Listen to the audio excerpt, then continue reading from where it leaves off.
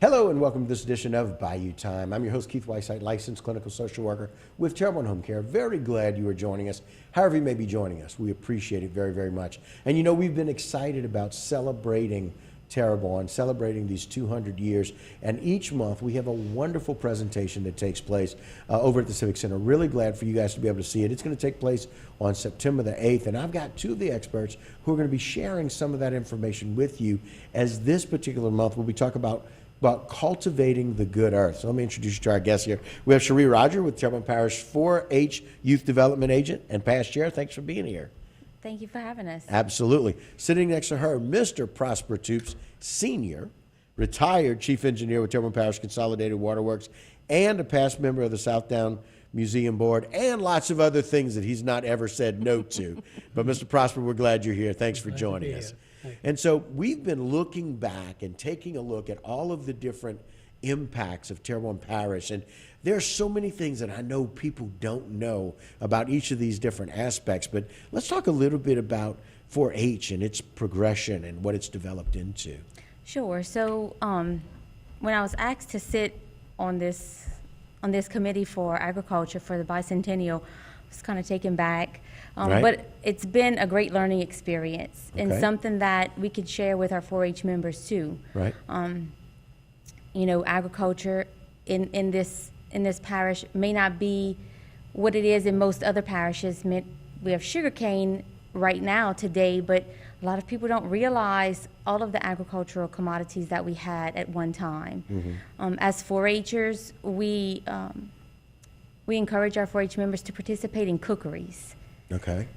And they're like, why cookeries? Mm-hmm. To promote our commodities in Okay. Louisiana. And so our first cookery that we have is the seafood and rice cookery.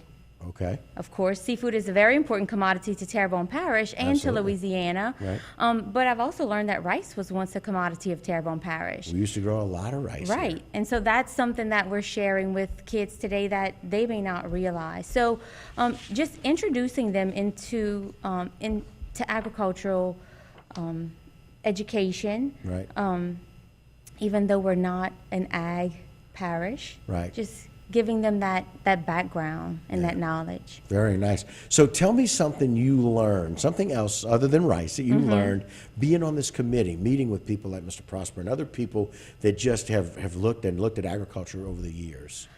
Well, I've learned that I wish I could spend an hour every day with Mr. Prosper for him to just Share his share all knowledge, right? his knowledge. My gosh, just the many people who have helped me. I guess one thing was that I didn't realize how diverse each plantation was. It was like its own little entity, Own little right? community, yeah. Like and growing up, my mom did a real good job of teaching us our culture and history, especially our Cajun culture and history. I spoke French before I spoke English. Oh, so wow. like she was really, she and my dad were both really passionate about making sure that we had an appreciation for our culture. In visiting many plantations as a young girl, I never realized how, like you said, a small city it was. To Right. the money that they gave to spend at the store that they owned. Right. And it just came back in a circle. So Right. that was probably one of the most interesting things I've learned. Well, you brought us some sugar cane, and I want them to be able to get a shot of that. And so you'll be able to see a shot. The sugar cane is important, and Mr. Prosper is going to do a better job of explaining to us why that cane knife is important too, and we'll get to that. But Mr. Prosper, let's turn things over to you a little bit and maybe share your story, because it's a pretty impressive one. Yeah. Well, the reason why I got involved is because my father, Prosper Toops Sr., was elected to work for South Down Realty Operators in 1933. He moved to Greenwood Plantation, which is out on Highway 182 now between Bayou Black and Gibson. Right. And he was overseer there until 1950, when the overseer at Southdown retired and became the overseer for Southdown Plantation. Wow. And worked there until he reached 65 and retired in 1971. You see, but Southdown originally was owned by Jim Bowie. And then the ownership changed hands several times until it was finally purchased by William Minor's son-in-law, Conrad Crumbar, David Pipe Sr., Chief Chemist Elliott Jones, and the real ownership began in 1847 by William Minor Pipes. Okay. Then in 1856, that's when they built the building, the sugar cane and equipment to grind the sugar cane.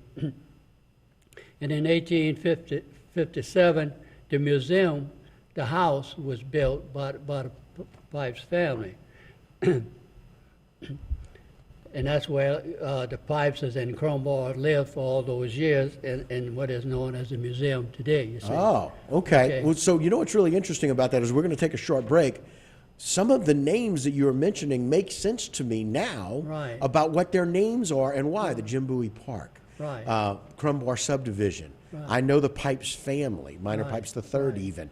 And so it's really interesting as you bring up these names historically, some 100 years ago, the reference point that all started at Southdown. Why these names make sense and some of the canals that were named about the prominent people in the area. Right. Then, because this comes from the owners that purchased Southdown and kept it going for all those years.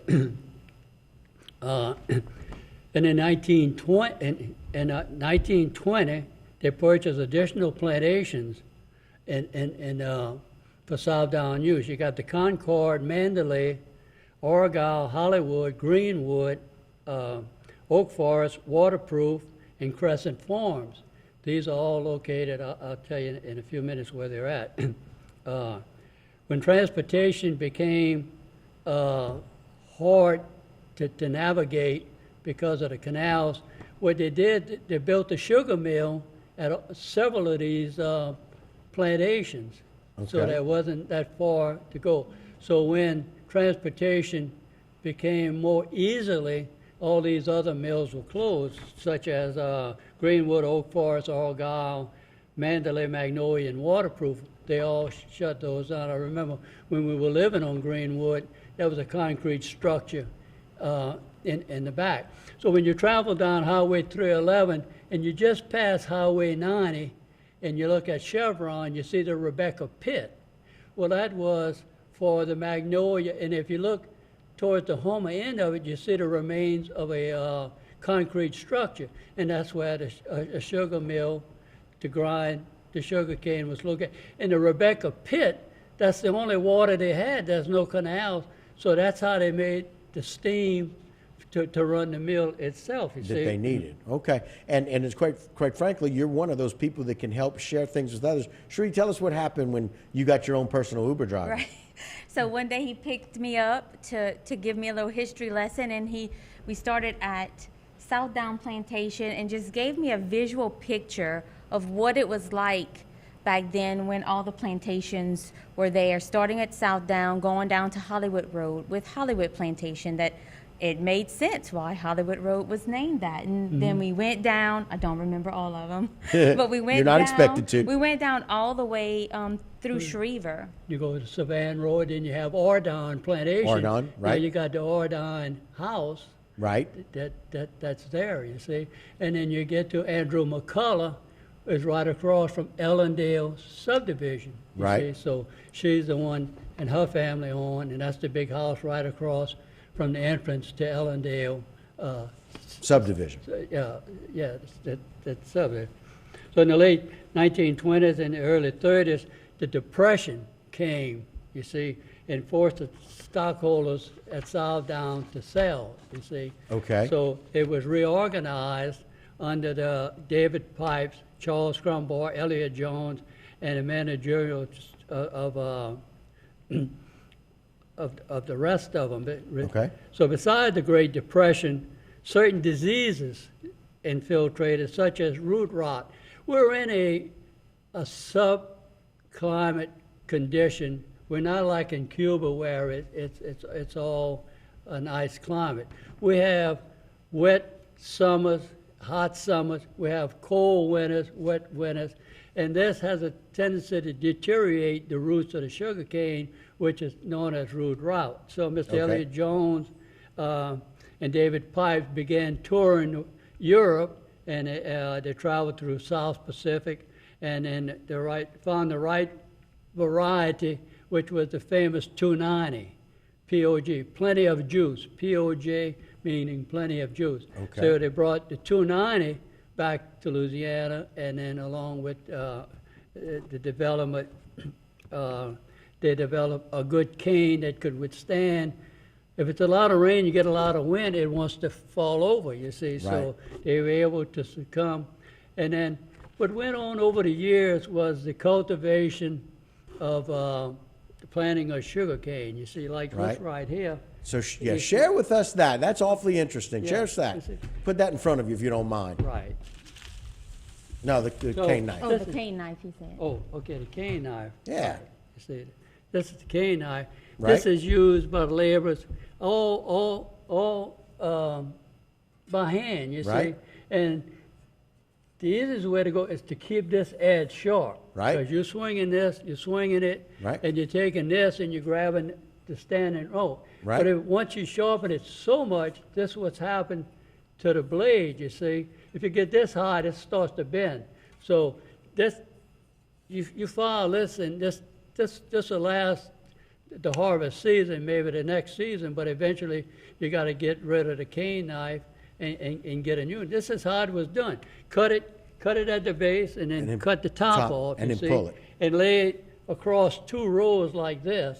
Okay. And that's how it's picked up, you see. Well, all I can say is that over the years, obviously they didn't use cane knives nearly as much, because all of the cane knives I've ever seen are about that size. Right. I've never seen them sharpened down to the nub, if you will. Right, all And right. so Yeah. that's just kind of one of those things. And so very interesting as you share that. And so as we wrap up here, it's so very neat to hear about what's happened with Southdown and all of these different plantations as you and your family kind of grew up there and learned from that, and how much we can learn. And that's the exciting part that we want people to be able to go out again. That'll be tomorrow over at the Civic Center. library. Oh, it's at the library. It's at the library. They change it at different Yeah, times they do. depending on how many they're expecting. So it's at the library on 9/8 on Thursday, and want people to do that. Mr. Prosper, thank you for your time and your expertise. We appreciate it. Ms. Cherie, thank you very much. We appreciate that. Thank y'all for joining us. And thank you for joining us as well. We appreciate that. Don't go anywhere. A lot more Bayou Time when we continue.